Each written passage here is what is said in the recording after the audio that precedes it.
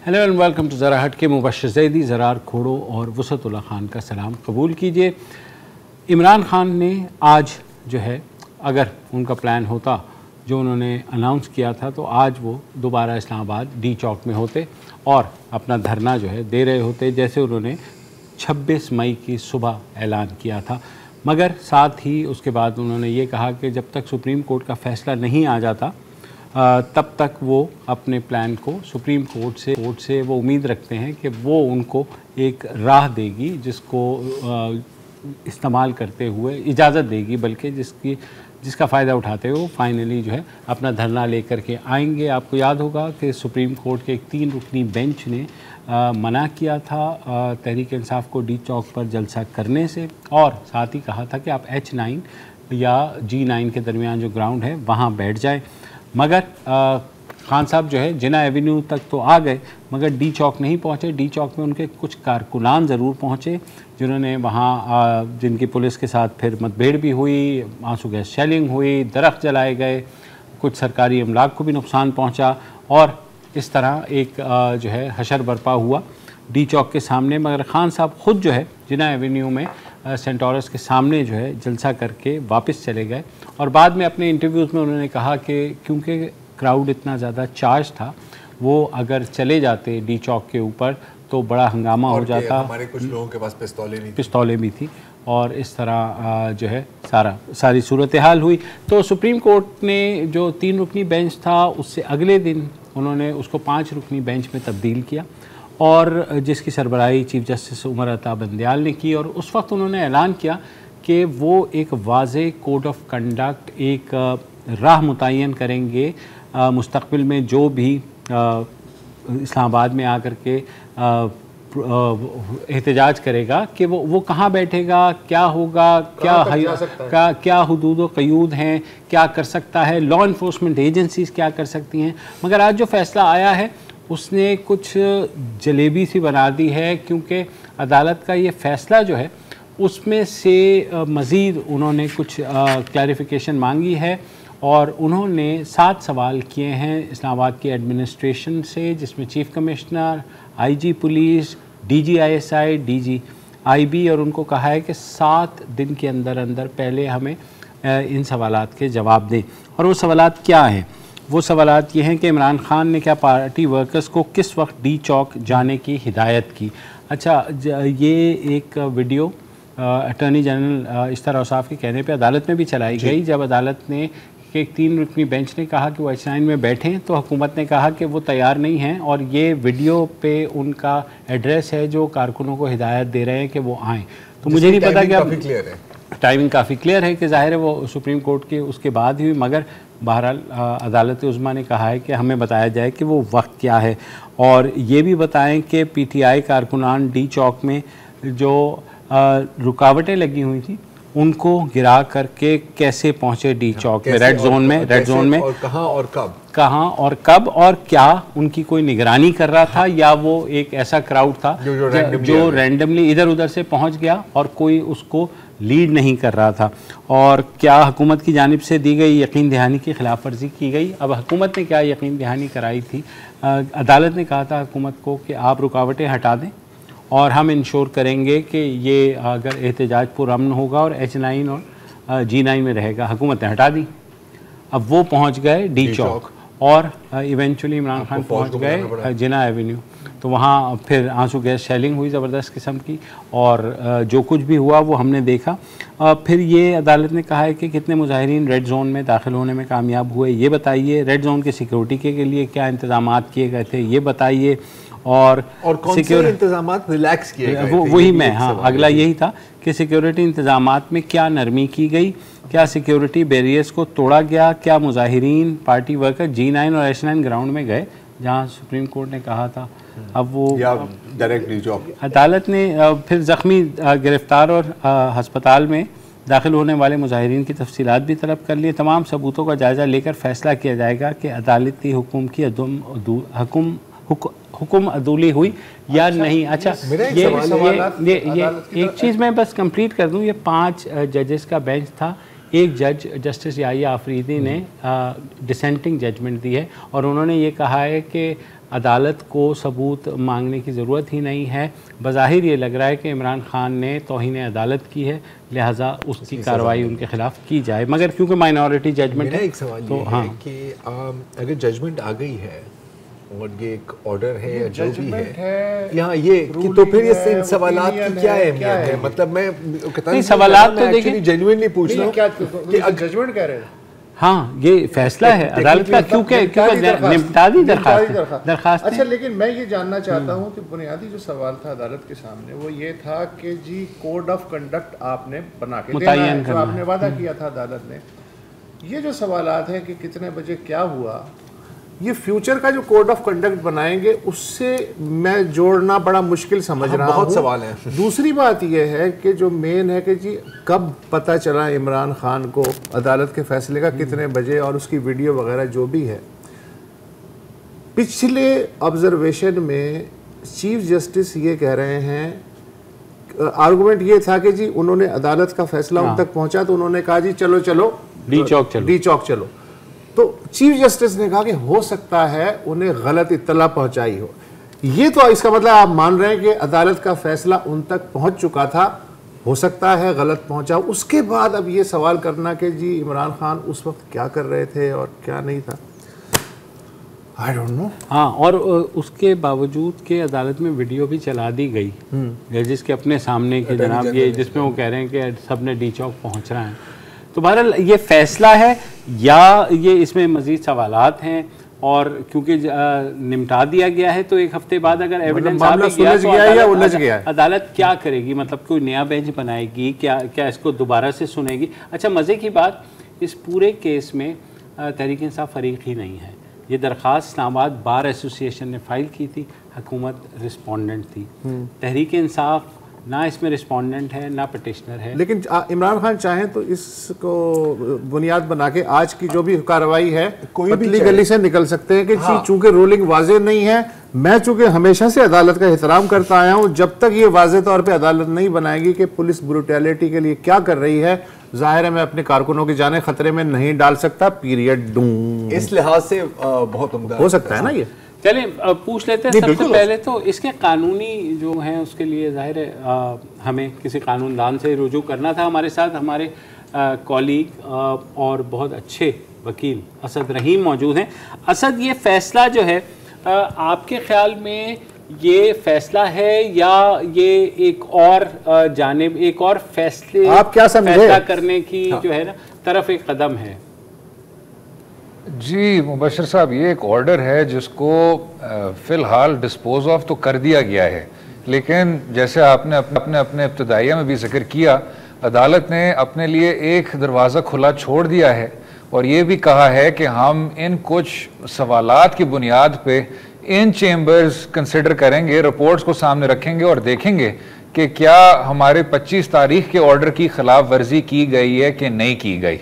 अब until that decision is taken, sir आप ये तसव्वुर कर सकते हैं कि इस मामले का इख्तिताम फिलहाल हो चुका है। अच्छा असद, अब जाहिर है कि कानून और सियासत पाकिस्तान में जुड़ी हुई है, राइट? लीगल प्रोसीडिंग्स, हर सियासी मामला अब कोर्ट में ही पहुंच जाता है। तो आपसे अब थोड़ा सा ऑर्डर से हट के इसका जो इम्पैक्ट है सियासत पर, उस पर मैं बात करना चाह रहा हूँ। से अभी वसत कह रहे थे कि एक तरह से एक बड़ा खूबसूरत वे आउट भी मिलता है खान साहब को, और दूसरी जानिब हुकूमत को भी एक थोड़ा सा कवर है, बिकॉज इसमें लिखा हुआ है कि apparently the order was flouted by ये workers, sympathizers and so on and so forth. तो अब मैं बैलेंसिंग का लफ्ज़ नहीं इस्तेमाल करना चाह रहा, लेकिन क्या आपको ऐसे लग रहा है कि इस तरह का ऑर्डर है कि सभी लड्डू खा सकते हैं?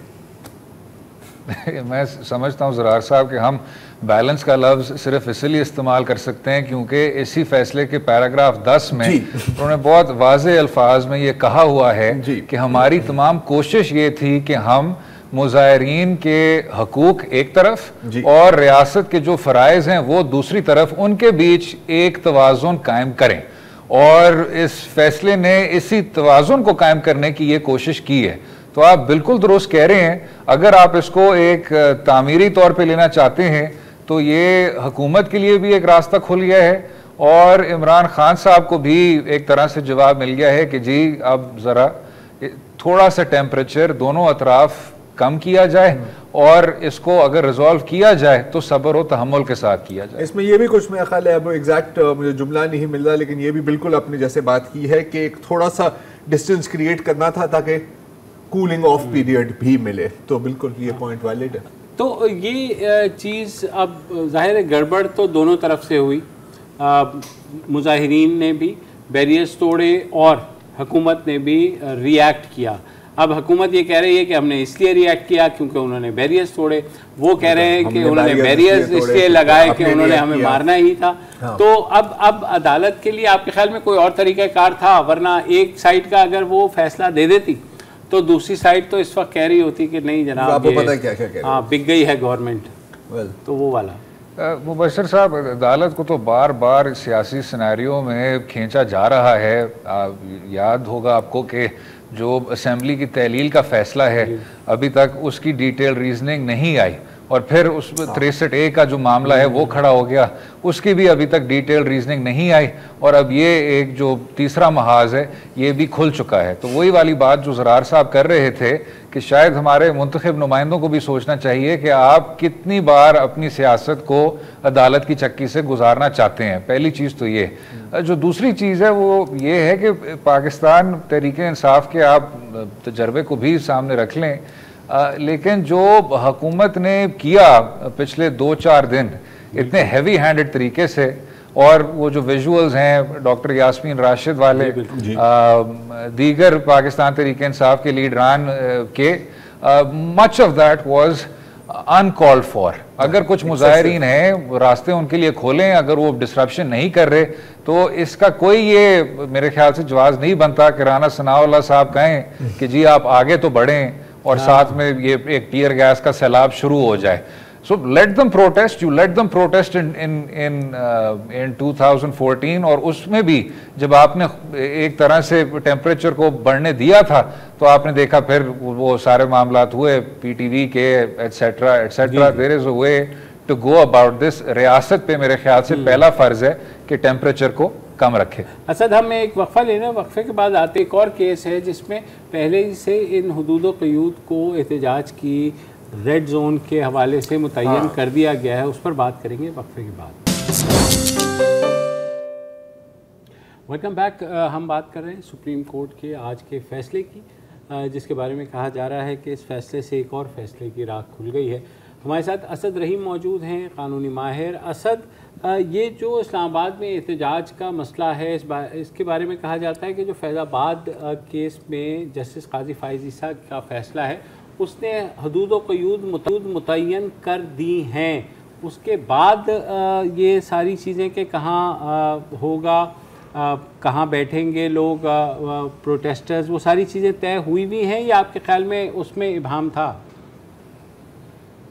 जी बिल्कुल तय हुई हुई हैं, बल्कि अफसोस से कहना होता है कि अगर जो फैज़ाबाद धरने का फ़ैसला था उस पर पहले ही अमल दरामद कर दिया जाता, या हुकूमत अपने जानिब से कुछ ना कुछ SOPs बना लेती और वो भी मुजाहिरीन भी उन चीज़ों के साथ सेंसिटाइज हो जाते, इन्हीं चीज़ों को हम कॉन्स्टिट्यूशनल लिटरेसी कहते हैं, तो तब हमें शायद ये दिन ना देखना पड़ता।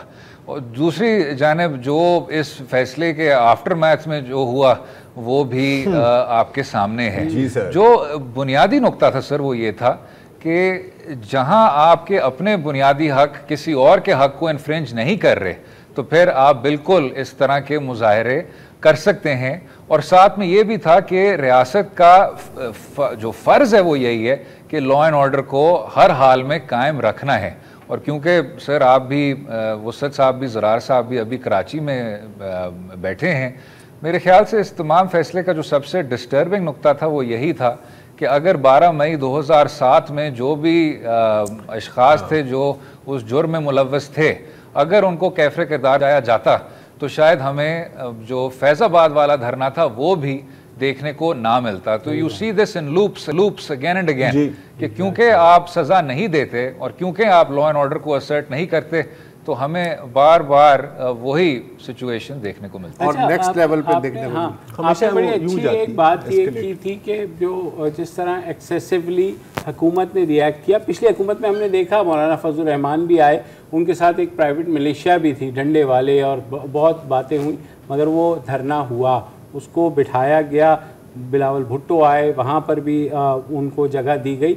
तो हुकूमत ने जिस तरह रिएक्ट किया है, जाहिर है उस बारे में बहुत से लोगों की रिजर्वेशंस हैं, तो अदालत अगर हुकूमत को भी मुर्द इल्ज़ाम ठहराएगी तो गलत तो नहीं होगा। जिक्र किया नहीं जी, मैं समझता हूँ गलत बिल्कुल भी नहीं होगा। और यहाँ वही वाली बात है कि अगर आप लाहौर में लिबर्टी चौक का केस ले लें कि आप वहाँ आपको नज़र आ रहा है वहाँ औरतें हैं, बच्चे हैं, उन पर आप इस तरह की टीयर गैस शेलिंग कर रहे हैं, लोगों को आप इस तरह वो रात की तारीकी में उठा रहे हैं जैसे वो किसी कलादम तंजीम से जुड़े हों, वही वाली बात कि डिसप्रपोर्शनेट स्टेट रिस्पॉन्स।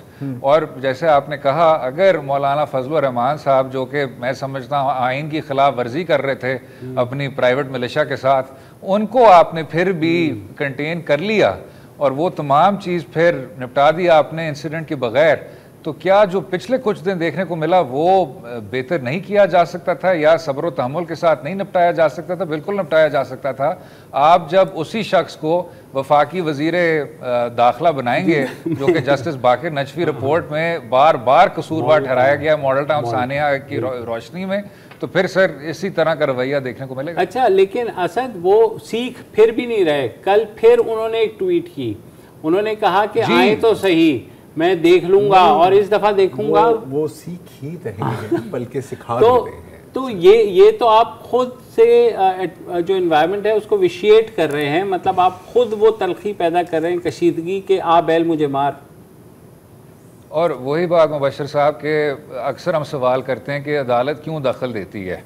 जब आपके वफाकी वज़ीर इस तरह की जरहाना बातें करेंगे और वो रिकॉर्ड का हिस्सा बनता है। अच्छा, दूसरी जानिब क्रिटिसिज्म तो बहुत की गई तहरीक इंसाफ की और इमरान खान की कि प्लीज़ अपनी जो बातें हैं ज़रा नपी तुली बात करें, इस तरह ना करें कि जी हम आगे लड़ने जा रहे हैं और this is good versus evil. लेकिन यहाँ भी अगर आप एक इतने बड़े ओहदे पर फायज हैं तो राना सनाउल्लाह का फिर भी पहला फ़र्ज़ बनता था कि किसी तरह से वो डी एस्केलेट करे। लेकिन अफसोस से कहना होता है कि नून लीग ने शायद इसी मकसद से लगाया था कि जी मुंह तोड़ जवाब देते हैं और बड़े अग्रेसिव आदमी हैं और इसी तरह का आदमी हमें चाहिए। जब तक ये सोच ख़त्म नहीं होगी तो we might be in for more of the same. More of the same. अब वो ऑफ कोर्स अब ये आता है पॉलिटिकल पॉइंट पे कि क्या दोबारा होगी भी सही या नहीं इन टर्म्स ऑफ मार्च, और ये अभी रूल आउट तो कोई नहीं कर सकता, जाहिर है, क्योंकि कभी भी आपको जवाब मिल सकता है, खास तौर पर हमारी सियासत में।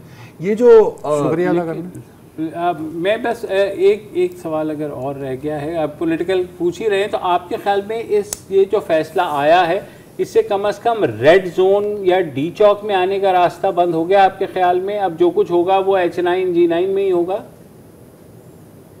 सर लग तो ऐसे ही रहा है और ये एक रुझान है। आपने देखा होगा कि अदालत ने मौलाना फजल रहमान साहब के सिलसिले में भी, और आपको याद होगा वोट ऑफ नो कॉन्फिडेंस के दिनों में जब दोनों कह रहे थे कि हम एक रैली और एक काउंटर रैली निकालेंगे, तो कोशिश की गई कि जी एक दूसरी जगह या डी जोन से कम कोई हसास जगह चुनी जाए। तो ये एक जुडिशल इंक्लिनेशन बनता जा रहा है और मेरे ख्याल से उसके साथ जो सवाल जुड़ा हुआ है वो ये है कि ये तमाम सियासी जमातें क्या बार बार डी जोन में ही अपना तमाम पार्लिमानी बिजनेस रिजॉल्व करेंगी, या शायद उसी डी चौक से थोड़ा सा आगे पार्लियामान में जाके अगर इन तमाम मामलात को किसी तरह से किसी तामीरी अंदाज में उनको रिजॉल्व कर सकें तो सबके लिए बहुत बेहतर होगा। बहुत शुक्रिया। सियासी पार्टियों के लिए भी बहुत बेहतर होगा। कुछ ऐसे है ना, ये जो बार बार कोर्ट के पास जाना है ना, कि जैसे दो भाई हैं, हाँ, एक की उम्र 60 है, एक कोई 55 साल का है, जब भी उनमें लड़ाई होती है ना तो कहते हैं यार अब्बू को जाके मैं बताऊंगा, अब्बू मतलब 100 साल के, और माना कि अब्बू के भी रवैये पर माजी में काफी सवालिया निशान। लेकिन अगर अब्बू को कोरोना हुआ हो तो फिर मसला हो सकता है। वही मैं कह रहा हूँ ना, अब्बू को तो कुछ भी हो सकता है ना, किसी भी वक्त। ये जो फैसला है, जो हम बात कर रहे थे कि हर फरीक अपने अपने हिसाब से इसमें फ़ायदा देख सकता है। देखें, अपोजिशन को हर वक्त एक्टिव होने और कुछ करके दिखाने की ज़रूरत होती है अपना वजूद साबित करने के लिए। तो अगर अब खान साहब अगले मार्च में सीरियस नहीं है तो फिर भी कोई ना कोई मसरूफियत तो करनी पड़ेगी ना, ताकि ख़बरों में भी रहें और उनके कारकुनान भी मुतहरिक रहें। तो मुझे ऐसा लग रहा है कि परवेज़ इलाही साहब ने जो तजवीज़ दी है शाह महमूद कुरैशी को एक मुलाकात में, अब आहिस्ता आहिस्ता ठंडे ठंडे गौर करेंगे। और उनकी तजवीज़ बहुत अच्छी है। रेजिग्नेशन की बात कर रहे हैं? नहीं, उनकी तजवीज़ बहुत अच्छी है कि देखें, या तो यह है कि खान साहब का जो प्लान है उसी तरह उसका पार्ट 2 भी सामने अगर नहीं आता तो फिर हुकूमत को कैसे टफ फाइट दी जा सकती है। अगर सड़क पे नहीं है वो पार्लियामेंट में जाके दी जा सकती है। तो पार्लियामेंट में जाने में दोबारा इसलिए शर्म नहीं होनी चाहिए कि 2014 में भी आप 4 महीने बाद वापस चले गए थे और आपने जाके फिर ज़बरदस्त किस्म की अपोजिशन का किरदार अदा किया। तो अब तो आपके पास होंगे कोई 130, आप तो डाल देंगे वक्ता। तो या तो आप सड़क पे रखें अपनी पार्टी को, और अगर आप सड़क पे नहीं रख रहे तो फिर कहाँ रखेंगे? तो फिर पार्लियामेंट में जाएंगे। तो मुझे इवेंचुअली ये लग रहा है कि आहिस्ता आहिस्ता जो दोस्त हैं पीटीआई के, परवेज़ इलाही या बाकी लोग, वो उसको राह पे लगाने की कोशिश कर रहे हैं कि भाई साहब कैरी ऑन। लेकिन सर इम्पोर्टेड, इम्पोज्ड, यूएस वो सब हो जाता है यार, वो सब हो जाता है। मेरे ख्याल में पीटीआई के सरगर्म रुकन जो है ना, Rana Sanaullah will make sure कि वो पार्लियामेंट में ना आए और वो सड़कों पर ही घूमते। तो फिर तो जिद में जाना चाहिए कि तू रोक रहा है, हम जाके दिखाएंगे पार्लियामेंट में। वक्फा ले लें। Welcome back. हाल में ही पेट्रोल और डीजल की कीमतों में काफ़ी इजाफा हुआ है और इम्कान यही है कि आने वाले दिनों और हफ्तों में मज़ीद इजाफा होगा। अब बंदा क्या करे? हमारी बदकिस्मती ये है कि पानी वाली गाड़ी कामयाब नहीं हुई, और जहाँ तक इलेक्ट्रॉनिक व्हीकल की बात है तो वो हर किसी की बस की बात नहीं है, बल्कि अगर आप हाई एंड इलेक्ट्रॉनिक व्हीकल को ख़रीद सकते हैं तो आपको वैसे ही पेट्रोल और डीजल की कीमतों का कोई फ़र्क तो आज ने फरमा रहे थे कि जो पेट्रोल और डीजल इस्तेमाल करते हैं वो भी अमीर तबके से हैं। वो भी अमीर तबके से हैं, बिल्कुल। तो पॉइंट इज़ कि अब आपके पास क्या ऑप्शन बचती हैं? पब्लिक ट्रांसपोर्ट ज़ाहिर आप इस्तेमाल कर सकते हैं, लेकिन उसमें भी उसके लिए पब्लिक ट्रांसपोर्ट होना ज़रूरी है। उसके लिए पब्लिक ट्रांसपोर्ट होना, मैं लिमिटेशंस कहना चाह रहा था, लेकिन ये बेहतर है। आप घोड़े पाल सकते हैं, लेकिन फिर उसका एक अपना खर्चा है। घोड़ों के काफ़ी नखरे भी होते हैं, वो चारा वारा और सेहत के मसले और पार्किंग में काफ़ी मसले दरपेश हो सकते हैं। तो क्या कोई हल है इस मसले का, या बस बंदा घर पे ही बैठे? आज हमने दावत दी है सैयद अजहर साहब को। सीईओ हैं, आपके एक स्टार्टअप है कारवान के नाम से, और आप और आपकी टीम का कहना है कि जी बिल्कुल हल है और आपके पास एक हल है इसका, और वो है कारपूलिंग। अब थोड़ा सा अगर आप हमें इसके बारे में समझा सकें कि how does this project work आपका? एक्चुअली इसका स्टार्ट ये हुआ था, वेल आई वाज वर्किंग करीम में, जब मैं काम कर रहा था तो मुझे लगा आपने करीम में काम किया? जी, तो I was one of the founder member of Careem team. तो मुझे लगा कि करीम एक प्रॉब्लम को सॉल्व नहीं कर रहा, कि जो डेली कम्यूट करने वाले लोग हैं, स्पेशली जो कि बहुत दूर रहते हैं अपने कम्यूटिंग पॉइंट से, तो उनके लिए करीम बहुत एक्सपेंसिव है। वी थॉट अबाउट कि कोई ऐसा तरीका होना चाहिए जिसमें आप एग्जिस्टिंग अपॉर्चुनिटी को लेवरेज करते हुए कोई सोल्यूशन निकालें। तो रोड पे चलने वाली अगर एक गाड़ी को आप देखें तो उसमें 3 सीटें खाली होती हैं, एक पे ड्राइवर बैठा हुआ होता है। तो 3 सीटें हैं ना, वो अपॉर्चुनिटी लॉस है। तो we just trying to tap that opportunity. अच्छा, अब कैसे? अब देखिए, कारपूलिंग ज़ाहिर है कोई नई चीज़ नहीं है। मतलब मैं जब IPA जाता था तो जितने भी इलाके के दोस्त थे, हम एक प्लान कारपूल बनाते थे, और किसी दिन एक की गाड़ी, किसी दिन दूसरी गाड़ी। हम जब यहाँ से आते हैं या जाते हैं तो हम भी रोजाना कारपूलिंग करते हैं। सरकारी खर्चे सरकारी खर्चे, पैसे डॉन वाले देते हैं, लेकिन है तो कारपूलिंग। वो 3 गाड़ियां भी भेज सकते हैं, वो भी अपने पैसे बचा रहे हैं। तो ये तो मतलब लोकल लेवल पर होता है। आप इसको कैसे कर रहे हैं? मतलब ये कम्युनिटी लेवल पर कारपूलिंग कैसे मुमकिन? हम कम्युनिटी लेवल पे वैसे कर रहे हैं कि आप NID यूनिवर्सिटी जाते हैं, आप एक ऑफिस में जो आप जॉब करते हैं जहाँ 300-400 एम्प्लॉयज़ हैं, पूरी बिल्डिंग है, तो वाई नॉट उस बिल्डिंग के जितने एम्प्लॉयज़ हैं वो अपनी कम्युनिटी बनाएं और आपस में एक दूसरे को शेयर करें, इधर कार पे और इवन बाइक पे। तो जो भी जा रहा है अपने घर से, मोस्टली ऑफिस की टाइमिंग से एक होते हैं। NID यूनिवर्सिटी रोज़ 10,000 बच्चे जाते हैं, तो अपनी बाइक पे जा रहे हैं, कार पे जा रहे हैं, जाते हुए अपना रूट डाल देंगे। जैसे ही वो रूट डालेंगे विदिन 15 मिनट मैच करेगा, जो भी उनका नियर बाय का कोई बंदा जो कि NID जा रहा होगा वो मैच करके दोनों को कनेक्ट करेंगे through technology, through an app, और then they go together and share the ride, और वो जो राइडर होगा वो फ्यूल कॉस्ट को आधा शेयर कर लेगा। तो कंसिडरिंग द फ्यूल इन्फ्लेशन जो अभी आपने बात करी, तो अगर मेरे 300 रुपये लगते थे फ्यूल के, तो 150 रुपये वो दे देगा, 150 रुपये मैं दे दूंगा, दोनों के लिए एक सहूलत। ये कितना रिलायबल है? मतलब जाहिर है हो सकता है कि वो शख्स बीमार हो जाए और बाकी जो है, तो ये क्या डेली के डेली जो है मतलब आप फर्ज करें कि जैसे ये करना चाह रहे हैं, क्या करना है, आपकी वीडियो तो है हमारे पास, तो मतलब यूज कैसे करें? देखिए, आपको शेयर करनी है अपनी राइट कि मैं 9 बजे रोज डॉन के ऑफिस जाता हूँ, राइट, और वो आपने शेयर कर दी for the week, for the month आपने शेयर कर दी मेरा रूट है, तो रोज़ वो 9 बजे हमारा सिस्टम आपका एक रूट क्रिएट कर देगा, और 9 बजे जाने वाले जो भी लोग आपके नियर बाय एरिया से होंगे, आपकी कम्युनिटी के, या रास्ते में वो उनसे, और या रास्ते में नियर बाय में जो भी इनके भी आप रास्ते में आ रहे होंगे, उनसे आपकी कनेक्शन आ जाएगा, एंड देन यू एक्सेप्ट कि हाँ ठीक है, आई लाइक दिस प्रोफाइल, मैं इस बंदे के साथ जाना चाहता हूँ, ये गाड़ी मुझे समझ में आ रही है, यू ओके इट, आप कंफर्म करेंगे, कार पूलर के बाद मैसेज जाएगा कि ठीक है हाँ मैं आ रहा हूँ आपके पास, जैसे ही वो आपको आएगा वो आपको मिल के ले जाएगा। दूसरी बात जो उन्होंने की कि रोज़ के लिए क्या कमिटमेंट होगी, तो बेसिकली एक पूरा एक कम्युनिटी जब बिल्ड होती है ना, तो आपके पास एक ऑप्शन नहीं होंगे, one you share your right you might have 7-8 options के आप किसके साथ जा रहे हो, तो कम्युनिटी इस तरह चल, हाँ, तो किसी एक बंदे की पर्सनल कमिटमेंट नहीं है, हाँ बिल्कुल, आपका अपना डिजायर्ड फिल्टर्ड होगा, आप उस फिल्टर्ड पे ही लोगों को देख रहे होंगे। और दूसरा ये कि राइडर के लिहाज से भी एक जो फुल टाइम कमिटमेंट होती है ना कि मुझे ही रोज़ जाना है, तो वो आज के दौर में हमने ये लर्न किया है, दिस इज अवर लर्निंग के फुल टाइम कमिटमेंट या डेली कमिटमेंट मैं भी नहीं चाहूँगा। अगर मैं अपनी पर्सनल गाड़ी पे आ रहा हूँ, मेरा अपना इंडिपेंडेंट है, जब मैं जा रहा हूँ अगर कोई अवेलेबल है I will definitely take him, लेकिन अगर मैं रोज़ के लिए कि मुझे कल भी इनको लेना है तो I will not be by for it. अच्छा अजहर भाई, अब ये इससे जुड़ा हुआ एक सवाल है सिक्योरिटी का। बिल्कुल, अब जे आपको पता है कि लोग गाड़ी रोक के लूट लेते हैं, तो ये काफ़ी आइडियल एक तरह से है कि मैं रास्ते में आ जाऊँ, मैं कहूँ कि जी मुझे भी कार पूल करनी है, और मैं अपनी गाड़ी में बैठ के एक टीटी निकाल के कहूँ कि सर अब निकालें, हाँ मैं आपके वॉलेट भी पूल कर लेता हूँ साथ साथ। तो इसका क्या किया जाएगा? कोई है इसका मतलब बड़ा दिलचस्प नुक्ता है सर, बस शक्की से है ना, क्रिमिनल माइंड है मेरा। नहीं, इस शक को हमने पहले ही दूर किया हुआ है। देखिए, एक जो बेसिक वैलिडेशन है जो कि करीम वगैरह NIC और आपका बैकग्राउंड चेक, ये सारी चीज़ें हम वेरीफाई करते हैं। ऑन टॉप ऑफ इट, आप जिसके साथ कम्यूट कर रहे हैं वो आपकी कम्युनिटी का पार्ट है, he is a part of, उसका एक ऑफिस ईमेल एड्रेस है जो हम वैलिडेट कर रहे हैं, उसका एक फ़ोन नंबर है जो हम वैलिडेट कर रहे हैं, और वो इस कम्युनिटी का हिस्सा है। NID will be only pooled by the NIDians, the non employees. और अगर आप चाहते हैं कि अपनी कम्युनिटी में, इस कंपाउंड में और भी जो ऑफिस हैं उनको भी शामिल करके कम्युनिटी को बड़ा कर दें ताकि आपकी मैचेस ज़्यादा हों, तो it's your call, the community manager call के वो जितनी बड़ी कम्युनिटी बनाए, लेकिन वो ऑथेंटिकेशन होगी कि विद इन कम्युनिटी ही आपकी शेयरिंग होगी। तो ऑथेंटिकेशन का क्या प्रोसेस होता है? मतलब मैं अगर अपने आप को NIDian शो कर दूँ, हाँ बिल्कुल।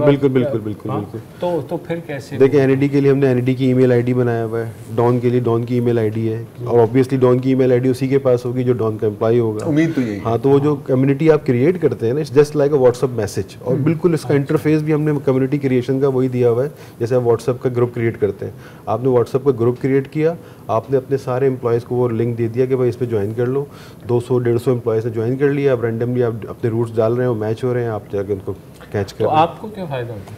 हाँ, मैं भी यही पूछने वाला था कि आपको क्या इसमें अच्छी बात ये कि हमने ट्रांजैक्शन फीस में अपने पैसे नहीं रखे, मतलब वो जो 150 रुपये एक राइडर एक पूलर को दे रहा है उसमें हमारा कोई कट नहीं है। हम चाहते हैं कि ये कम्युनिटी बिल्डिंग प्रोसेस हो और ये ग्रो करे, और इसको लोग ही ग्रो करें क्योंकि उनके लिए हमने बनाया। आपने भी तो ग्रो हाँ, करना है ना, तो हम बेसिकली हम एक सब्सक्रिप्शन फीस लेंगे जो कि हम एक पॉइंट पे जाके ले रहे होंगे, वो बहुत ही मिनिमम लाइक 200 रुपीज़ पर यूज़र पर मंथ या 1000 रुपीज़ पर ईयर सब्सक्रिप्शन है, जो कि हम टेक्नोलॉजी और अपनी जो ऑपरेशन है उसको मेंटेन रखने के लिए रख रहे हो। तो ये तो फिर स्केल की गेम हो गई। हम तो प्लेटफॉर्म बना रहे हैं, जितने लोग अगर कम इतनी फीस रखी है तो फिर आपको लोग चाहिए। एग्जैक्टली। तो अभी आपने कहीं इसको आजमाया है कि कोई पायलट, आप अभी कह रहे थे लर्निंग की आप बात कर रहे थे, तो कहीं से तो आपने लर्न किया होगा, तो कहाँ इसको हमने अभी NID में लाइव है, NID के स्टूडेंट्स रोज इसको यूज़ कर रहे हैं। NID में एक फेसबुक ग्रुप बना हुआ था कारपूलर्स का, वो फेसबुक में बड़ा मैनुअली आपस में फ़ोन कर करके एक दूसरे को करते थे, हमने उनको अपनी प्रोडक्ट दे दी, they use it within themself. IBM में सेम कहानी है, 1-2 कॉर्पोरेट्स हैं जिनमें 400-500 एम्प्लॉइज़ हैं, वो दे यूज बाय देमसेल्फ। उनके एम्प्लॉइज़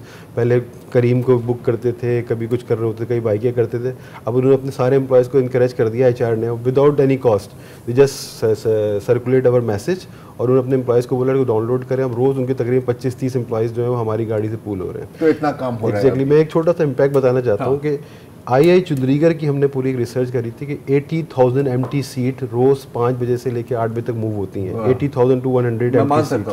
अगर आप कारपूल करेंगे तो इट्स मीन कि 1 लाख लोग मजीद ट्रैवल कर सकते हैं with the existing traffic of I Chundrigarh only. ये कि आधी गाड़ियां कम हो, आधी गाड़ियां, इसको दूसरी तरीके देखें, आधी गाड़ियां कम हो सकती हैं। मतलब जो भी दोपहर में शहर फैसल पर किसी ने अगर सफर किया, मैं ख्याल बिल्कुल हर बंदे नहीं किया होगा, तो रहता ही तो फिर दुआएं देगा, जिंदगी आजाद में होती होगी। तो आप अपने घर तकरीबन 45 मिनट पहले पहुंच जाएंगे। वो जो टाइम आप रोड पे गुजार रहे हैं वो अपनी फैल सकते हैं। बहुत खूब। हमें यहाँ पे एक वक्फा लेना है, वक्फे के बाद थोड़ा सा मजीद जानते हैं इस नए इनिशिएटिव के बारे में।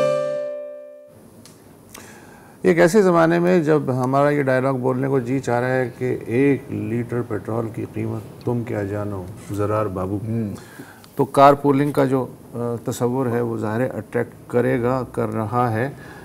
ये बताइए सरकार कि ये जो हमने पिछले सेगमेंट में बातें की और मैं मुतासिर भी हुआ, हम सभी मुतासिर हुए, एक बहुत अच्छा आइडिया है। ये आपका ओरिजिनल आइडिया है या ऑलरेडी मुख्तलिफ जगहों पे दुनिया में ये अप्लाई हो रहा है, और किस तरह से अप्लाई हो रहा है? देखिए, यूरोप में तो ये बहुत अरसे से है। यूएसए में भी एक प्रोडक्ट है वेस के नाम से, जिसको गूगल ने एक्वायर किया है, वेस कार पूलिंग के नाम से।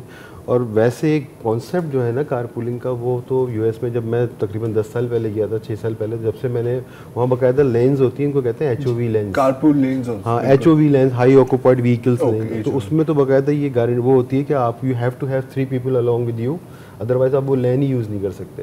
और बहुत सारे मुल्कों में इवन सिटी एडमिनिस्ट्रेशन वेस का जो ग्रोथ मॉडल है, वेस को सिटी एडमिनिस्ट्रेशन कॉल करती है कि आप हमारी सिटी में अप्लाई करें अपनी प्रोडक्ट को। मतलब सिटी एडमिनिस्ट्रेशन गवर्नमेंट की तरफ से सपोर्ट होती है इस प्रोडक्ट को, ऑल्दो के कमर्शियल मॉडल, लेकिन सिटी एडमिनिस्ट्रेशन सपोर्ट करती है। वो अपने बताती है कि आपके पब्लिक प्राइवेट पार्टनरशिप वगैरह, बिल्कुल इस तरह का मॉडल होता है। तो आई थिंक कि हमारे जैसे माशरे में तो सबसे ज़्यादा ज़रूरत है इसकी। फ्यूल जिस तरह जा रहा है, इन्फ्लेशन जिस तरह हो रही है, उसमें तो ये बहुत ही नीड ऑफ द टाइम है, जो हम समझते हैं कि इसको इम्प्लीमेंट होना चाहिए। अच्छा, अब जाहिर है कि ये आपका पहला इस तरह का काम नहीं है, आपने करीम एक ग्लोबल सक्सेस स्टोरी है। बिल्कुल। क्या सबक सीखा है आपने करीम वाले एक्सपीरियंस से जो यहाँ अप्लाई हो सकता है? करीम से मैंने एक सबक सीखा है कि वंस यू नो कि आपकी जो प्रोडक्ट है या जो आप जिस प्रॉब्लम को सॉल्व कर रहे हैं और आपका दिल ये कहता है कि प्रॉब्लम एग्जिस्ट करती है और आपकी मोटिवेशन है, तो इट विल बी सॉल्व्ड। तो करीम ने एक चीज़ मुझे ये सिखाई, जो करीम के फाउंडर की डायरेक्ट लर्निंग, क्योंकि मैं बहुत फाउंडिंग टीम में था तो मैं डायरेक्टली कनेक्टेड था फाउंडर से, और दे ऑलवेज सेड कि भाई if you believe in an idea, you believe कि इसको लोगों को इसकी ज़रूरत है, गो फॉर तब्दीली आई जाएगी। तो we are on that mission. और मिशन में उस चीज़ का भी ख्याल रखना कि आपका मिशन जो है वैल्यू से कनेक्टेड है। वैल्यू ये है कि बेसिकली लोगों को फ़ायदा हो, वैल्यू ये है कि ओवरऑल जो एफिशिएंसी है वो इम्प्रूव हो, वैल्यू ये है कि लोग इन्फ्लेशन का शिकार हैं उसमें कमी आए। ऑब्वियसली इसका जो दूसरा सबसे बड़ा जो एडवांटेज है वो आपकी जो करंट जो पॉल्यूशन है और ट्रैफिक जाम है, वो सारी चीज़ें इसको, तो वो वैल्यूज़ अगर आपकी स्ट्रॉन्ग है तो गो फॉर इट। तो अभी कितने लोगों ने इसको इस्तेमाल करना शुरू किया है? अभी मैंने बताया ना कि हमने जानबूझ के, और ये भी मैंने करीम से सीखा है कि यू स्टार्ट स्मॉल, आपकी एकदम फैलना, हाँ, यू कंट्रोल ग्रोथ पे जाते हैं, you validate your product first. तो हमने अपने आप को बहुत ही वैलिडेट प्रोडक्ट पे जा रहे हैं। हम पहले एक एरिया, पहले हमने पूरा एनईडी कवर करना है अराउंड टारगेटेड के लिए हमारी 2000 transaction daily with in NED हो। आईबीए की हम 500 ट्रांजेक्शन डेली की बात कर रहे हैं। जो ऑलरेडी 2 हमारे कॉर्पोरेट सेक्टर्स हैं उनमें तकरीबन 25-30 ट्रांजेक्शन डेली आ रही है। तो वंस हम वहाँ से वैलिडेट करते हैं तो we will start launching it, और हम फिर भी कम्युनिटी वाइज ग्रो करेंगे। हाँ, एक पॉइंट आएगा जहाँ हम क्रॉस कम्युनिटी में चले जाएंगे। उस वक्त हमारे पास जो यूज़र होगा वो इतना वेरीफाइड 2 साल पुराना कस्टमर होगा, हमें पता होगा कौन सी कंपनी का एम्प्लॉई है, हमारे साथ 50 राइड्स कर चुका है।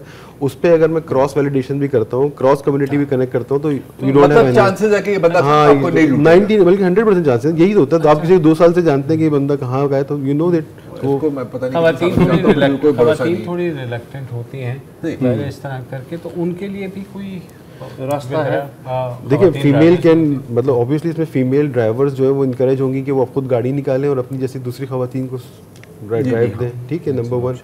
नंबर 2 ये है कि फीमेल ड्राइवर आज भी तो उबर करीम की ड्राइवर्स के साथ बैठ रही हैं। इस केस में तो ज़्यादा एक महज़ब किस्म का ड्राइवर है जो कि किसी कंपनी में मैनेजर है या असिस्टेंट मैनेजर है या आपकी यूनिवर्सिटी का है, जो भी है। तो I think that they will more, India में भी प्रोडक्ट बहुत चली, ऑफिस इंडिया में, बिल्कुल हाँ, इंडिया में प्रोडक्ट कॉर्पोरेट में बहुत ज़्यादा चलती है, तो इंडियन में तो उनके जो एड कैंपेन है वो भी प्योरली वो कॉर्पोरेट में चलाते हैं। वहाँ तो क्योंकि बॉस जो है असिस्टेंट ट्रांसपोर्ट तो बहुत स्ट्रॉन्ग है, हमारे कराची का तो मसला ही पब्लिक ट्रांसपोर्ट है, यहाँ तो पब्लिक ट्रांसपोर्ट है ही नहीं उस तरीके से। अच्छा, अब आप ज़ाहिर के नेशनल इंक्यूबेशन सेंटर में जो कराची यूनिवर्सिटी में, अब हमें बहुत मुख्तलिफ स्टार्टअप्स को मतलब प्लेटफॉर्म दिया है, बात की है। अच्छा, कुछ फिर आगे भी बढ़े और कुछ फिर दोबारा हमने नाम ही नहीं सुना। अब जाहिर आपको पता है कि सस्टेनेबिलिटी का और फेलियर रेट क्या है। कितना आसान या कितना मुश्किल है यहाँ पर स्टार्टअप लॉन्च करना? मैं बात कर रहा हूँ ईज ऑफ डूइंग बिजनेस की। हमेशा गवर्नमेंट से आप कहते हैं ना कि हम बिल्कुल वन विंडो ऑपरेशन तो मेरा ख्याल है कि बचपन से ही सुनते आ रहे हैं। किस हद तक आसान किया गया है ये काम? मेरे ख्याल से एनआईसी ने बहुत ज़्यादा इसमें हेल्प करी है जो इकोसिस्टम डेवलप करने की। किसी हद तक गवर्नमेंट की तरफ से भी मतलब एक माइंडसेट तो है कि इस तरह की चीज़ों को प्रमोट करना चाहिए, बिल्कुल।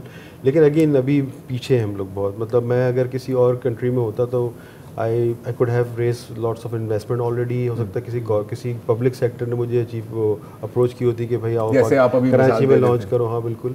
तो इस तरह की चीज़ें अभी थोड़ी सी वहाँ तक आवाज़ पहुँचेगी कैसे, उसका कोई मैकेनिज्म नहीं है। तो हम जर्नल फोरम में जाके कहीं स्पीच दे दी तो बात करते हैं, लोग अप्रिशिएट कर रहे होते हैं जैसे आप लोगों ने किया। तो इस तरह की चीज़ें, लेकिन अभी वो इकोसिस्टम डेवलप नहीं हुआ। हाउएवर आई बिलीव के we are very close to that. दूसरी बात आपने की कि स्टार्टअप के लिए कितना आसान है मुश्किल है, तो मैं ये बोलूँगा कि आसान नहीं है। बहुत स्ट्रॉन्ग कमिटमेंट चाहिए। एक सबसे बड़ी जो चीज़ आप क्या नाम है मिस करते हैं, मैंने 17 ईयर्स जॉब करी है, तो आई ऑलवेज एंजॉय पहली तारीख।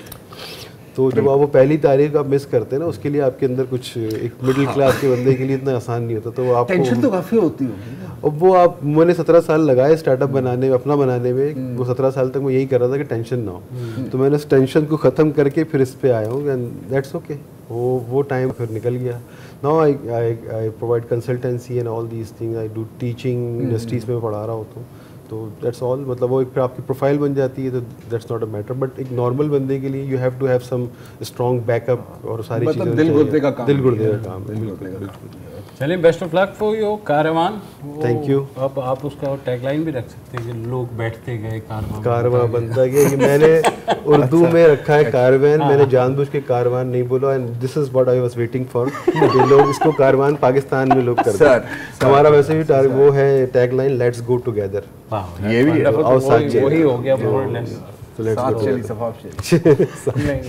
know, ऐसी sorry यार, क्या Thank you very much for having me. नहीं, most welcome ji, and best of luck for the future. और आज के लिए इतना ही जी, इजाज़त दीजिए, खुदा। अस्सलाम वालेकुम। अगर आपको हमारे शो पसंद आया है तो प्लीज़ हमारे YouTube चैनल को सब्सक्राइब करें, और अगर मुनासिब समझे तो इस वीडियो को लाइक भी कर लें, तो कोई हर्ज नहीं है, और शेयर भी कर लें और कमेंट भी कर दें जी, वरना वो सब ऐसे ही लिखते रहेंगे। और ये जो दोनों कह रहे हैं ये कर लें जी प्लीज़, नहीं तो हमें भी घर जाना है, मैं आपके कंप्यूटर में नहीं रहना 24 घंटे। सही बात।